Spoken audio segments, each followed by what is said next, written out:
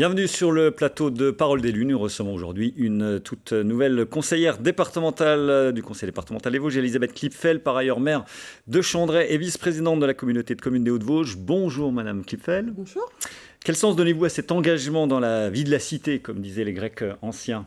Alors, l'engagement de conseillère départementale. Ouais, votre engagement politique en général. Politique en général. Un engagement en fait en tant que maire de ma commune depuis 1995 et aujourd'hui dans la continuité de ce que j'ai fait depuis 1995, un engagement au niveau effectivement du canton de Gérardmer. Donc l'engagement auprès du territoire de toute façon et de ses habitants. Il y a eu un déclic, vous êtes cadre infirmière, bon, tout allait bien de ce côté-là, et on se dit pourquoi y aller, hein. Aujourd'hui, il y a beaucoup de gens qui se posent la question. Pourquoi y aller? Est-ce que ça s'explique vraiment? Je crois qu'on a ça en soi, hein, de toute manière. De la même manière, quand je suis rentrée à la mairie, c'était pas programmé du tout, à la mairie de Chandray, et pourtant j'y suis toujours avec passion. Et j'avais effectivement cet objectif d'être aussi une élue de proximité à l'échelon du canton, parce que c'est vraiment encore une possibilité d'être un élu de proximité. Voilà pourquoi j'ai abandonné ma carrière d'infirmière, effectivement. Alors vous êtes rentré donc au conseil départemental avec Thomas Gion, avec l'étiquette d'hiver droite. C'est donc votre famille politique. Alors d'hiver droite, on peut mettre des tas de choses, hein. Il y a les LR, il y a LREM, il y a aussi le centre droit. Vous vous situez où là? En fait, nous n'avons pas d'étiquette, hein, ni Thomas ni moi.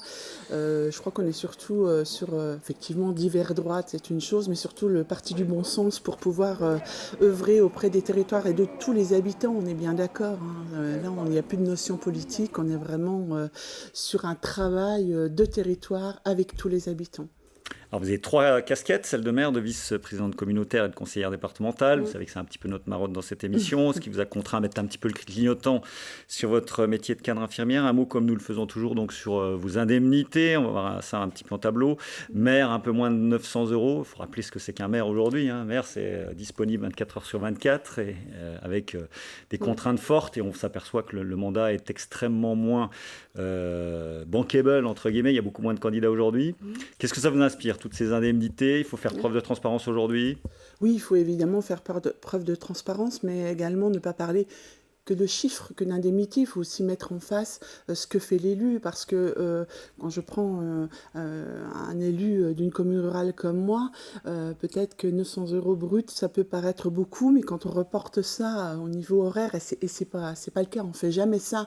Vaut mieux pas, hein. Non, et en plus, aucun élu de commune rurale n'y va par rapport à l'indemnité. C'est vraiment complètement autre chose, hein. C'est vraiment avoir foi en ce qu'on veut faire, en son village, etc. L'indemnité vient complètement derrière. Alors, beaucoup de maires s'étaient posé la question. On sait que certains ont mis le clignotant. Vous y êtes allé sans vous reposer la question, vous? Non, je me suis pas reposé la question parce que j'avais cette envie de poursuivre. Bien sûr, 5e mandat, il y a quand même une petite question. Est-ce que c'est pas le mandat de trop? Est-ce qu'il faut pas laisser la place? Donc après en avoir échangé avec mon conseil municipal, les adjoints, j'ai décidé de continuer. Et je suis encore là. Alors on va parler de votre rôle de conseillère départementale, donc dans ce canton qui a rebasculé à droite, on l'a dit. Quelles sont les priorités, quels sont les dossiers que vous voulez faire remonter à l'Assemblée départementale? Alors en fait, il y a beaucoup de dossiers, hein, qui se retrouvent d'ailleurs dans beaucoup de cantons. On a un canton qui est assez étendu, hein, déjà, hein, qui regroupe les 2 anciens cantons de Fraise et de Corcieux, d'Anould, pardon, et de Corcieux et Fraise. Et du coup, effectivement, il y a une population, il y a un tourisme, hein, il y a une population qui vit du tourisme, mais sur tout le canton, avec un tourisme qui est plus prononcé, en tout cas qui est plus mis en avant sur un secteur que l'autre, mais il y a également beaucoup de tourisme quand même sur l'autre, donc il faut vraiment, je crois... il y a beaucoup de camping du côté de Corcieux, de Fraise. Partout, au niveau entreprise également, c'est vraiment être là à leur côté pour vraiment les amener à évoluer, déjà à pérenniser, et puis à évoluer dans les projets qu'ils ont. C'est un canton qui a plutôt bien résisté à la crise, on peut dire ça comme ça, y compris à la crise météo de cet été, puisque finalement on s'est aperçu qu'il y avait eu beaucoup de monde sur le massif quand même. Il y a eu des incidences, hein, inévitablement, hein, mais qui a plutôt bien résisté dans le sens où beaucoup le tourisme, en tout cas, les gens, même les habitants des Vosges viennent très volontiers dans ce secteur. Et il y a eu beaucoup de population, c'est sûr, touristique qui est venue sur Gérardmer, Fraise, etc. et plein fin, bien sûr. Avec la problématique, on ne va peut-être pas l'évoquer aujourd'hui, mais la problématique de la surfréquentation qui est aujourd'hui une vraie question sur le massif. Tout à fait. Vous êtes aussi au cœur d'un mariage forcé qui va finir prochainement en divorce. Résumé des faits, octobre 2015, sur ces images, les maires de Gérardmer et de la Bresse pactisent au sommet du col de Grosse-Pierre. Vous en souvenez forcément, en vue de la création d'une communauté de communes élargie qui va voir le jour finalement en janvier 2017 dans le cadre de la loi NOTRe. 5 ans plus tard, le divorce est en cours, une première en France, même s'il y a depuis eu un cas analogue qui vous a suivi sans doute un petit peu dans le Morbihan. Ce divorce prendra effet en janvier 2022. Qu'est-ce que toute cette histoire vous inspire? Est-ce que c'était vraiment un mariage mal né? Est-ce qu'on n'aurait pas dû y aller? Bon, c'était forcé par la loi. Oui. Il n'était pas forcé par la loi, mais il y a une volonté effectivement des élus d'aller ensemble. Alors, peut-être pas tous les élus, mais à un moment donné, voilà, on est allé ensemble vers cette communauté de communes des Hauts-de-Vosges. Après quelques temps, s'est fait sentir le besoin de se séparer.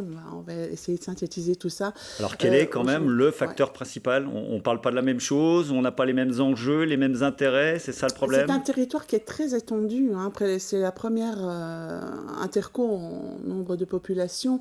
Après les coms d'agglo, c'est un territoire qui est très étendu. Il aurait certainement été possible de faire beaucoup de choses ensemble. En tout cas, ça ne s'est pas révélé possible. Voilà, donc ça ne se résume pas en une affaire de personnes avec une inimitié avec le président Didier Houot et les élus de montagne, il y a un petit peu de ça quand même. Chacun, en tout cas, en déduira ce qu'il veut. Bon, il y a des choses... Quand on n'avance plus, je crois qu'à un moment donné, il faut se dire, il faut faire quelque chose. C'est ce que tous les élus se sont dit à un moment donné et ont délibéré pour la scission. Alors les 22 communes de la communauté de communes des Hauts-de-Vosges vont donc se retrouver dans 2 identités différentes. Vous repartez, je parle de votre commune de Chandray avec 7 autres communes. On va voir le tableau tout de suite. Au sein de la future communauté de communes Gérardmer Hauts-de-Vosges, c'est ça le nom qui sera donné? Gérardmer Hauts-de-Vosges, oui, tout à fait. Alors pourquoi ces 8-là de leur côté? On revient un petit peu à ce qui existait avant. En fait, on revient à ce qui existait avant, à part Tondon qui effectivement va continuer avec la CCHV, c'est-à-dire l'autre communauté de communes. Mais on retrouve ce qui était avant. Alors, quid de tout ce qui a été mis en place? Quid de tout ce qui a été mis en place? Aujourd'hui, il y a un travail qui a été fait, de toute façon, et les communes délibèrent à ce sujet-là pour effectivement la répartition des biens. La direction va prendre le personnel. Ils ont eu le choix de rejoindre l'une ou l'autre des communautés de communes. Il y a tout un travail qui a été fait et qui est validé actuellement par les communes, l'une après l'autre. Alors on va parler du sujet sans doute central et majeur, ici comme ailleurs d'ailleurs, c'est l'eau et l'assainissement qui est une compétence obligatoire des EPCI. Comment ça va se passer, sachant qu'on sait que dans les communes, il y a eu des tas de choses différentes. Vous êtes en régie par exemple. Alors, c'est une compétence obligatoire des coms d'agglo, des 2 coms d'agglo au niveau du département, Saint-Dié et Épinal, depuis le 1er janvier 2020. Pour les EPC, pour les intercommunalités, effectivement, nous avions la possibilité de délibérer pour reporter à 2026, ce que nous avons fait. Ça sera obligatoire en 2026. Voilà, ce sera obligatoire en 2026, pour ce qui est dit actuellement. Donc nous avions tous délibéré effectivement au niveau de la CCHV pour ne pas prendre ces compétences au assainissement et plan local d'urbanisme. Voilà.